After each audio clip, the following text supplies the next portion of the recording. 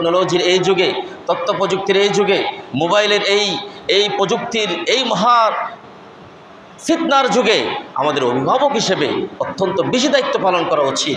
আমাদের ছেলে মেয়েগুলি কোনো বিপদগামী হচ্ছে কিনা, তাকে আমি লেখাপড়ার সুবিধার্থে অনলাইনে ক্লাস করবে অথবা আরও অন্যান্য অনলাইনে এখন সব কিছু পৃথিবীকে জানার জন্যে তাকে আমি মোবাইল দিলাম, ল্যাপটপ দিলাম, আরও ওয়াইফাই সৃষ্টি করে দিলাম, যা যা সুযোগ সুবিধা দিলাম।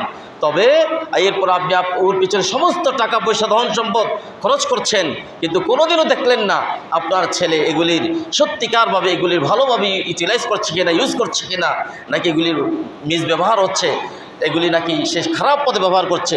একজন সচেতন অভিভাবক হিসেবে আমাদের প্রত্যেকের দায়িত্ব আছে নাকি নাই? আছে। কারণ আপনি যে সন্তানগুলির জন্য সমস্ত কিছু দিলেন, এই মানুষগুলি যদি কালকে আপনার কলিজার এই টুকটু সন্তানগুলি যদি আপনার ইন্তেকালের পরে, আপনার গত হওয়ার পরে যদি ভালো মানুষ না হয়, তাহলে আপনার এই দুনিয়ার সমস্ত কিছু বিফলে যাবে। অতএব মুমিন এবং মুসলমান এবং অমুসলিম, মুমিন এবং বেঈমান, তাদের চিন্তা চেতনার ভিতরে যাতে ফারাক থাকতে হবে, তফাৎ থাকতে হবে।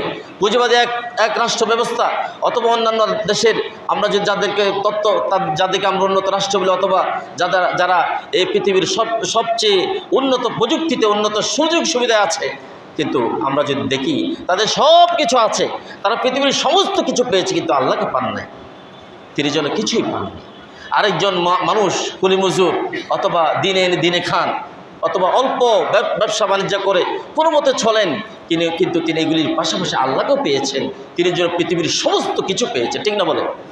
অতএব আমরা যেন বিপদগামী হয়ে না যায়, আমরা যেন অসচেতন হয়ে না যায়, আমাদের সন্তান সন্ততি যাতে মানুষের মতো মানুষ হয়, আমরা যেন এই চেষ্টা করি।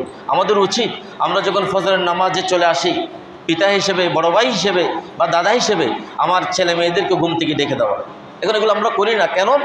কালকে সকালে তার ক্লাস আছে, তার প্রাইভেট আছে, তার কোচিং আছে 7টায় 8টায়, সে একটু ঘুমিয়ে নিক। তাহলে আপনি কী করলেন?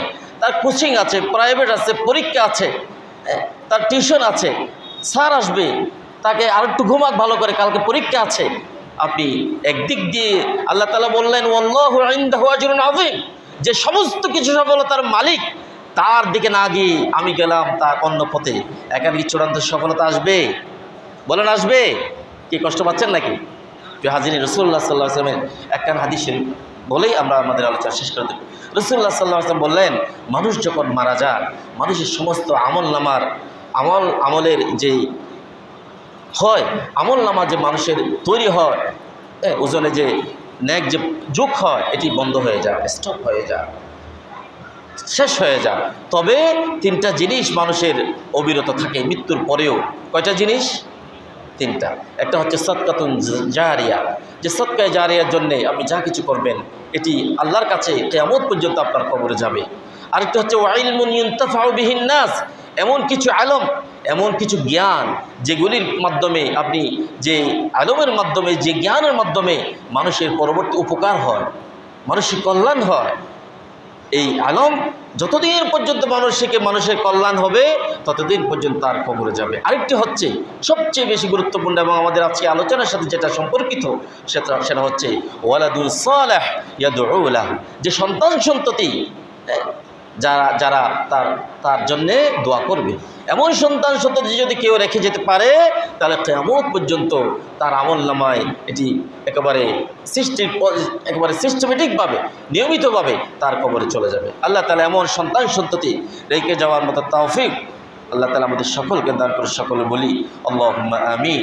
ওয়া আখিরু দাওয়ানা আলহামদুলিল্লাহি রাব্বিল আলামিন। সুবহানাকাল্লাহুম্মা ওয়া বিহামদিকা আশহাদু আল্লা ইলাহা ইল্লা আনতা আস্তাগফিরুকা ওয়া আতুবু ইলাইক।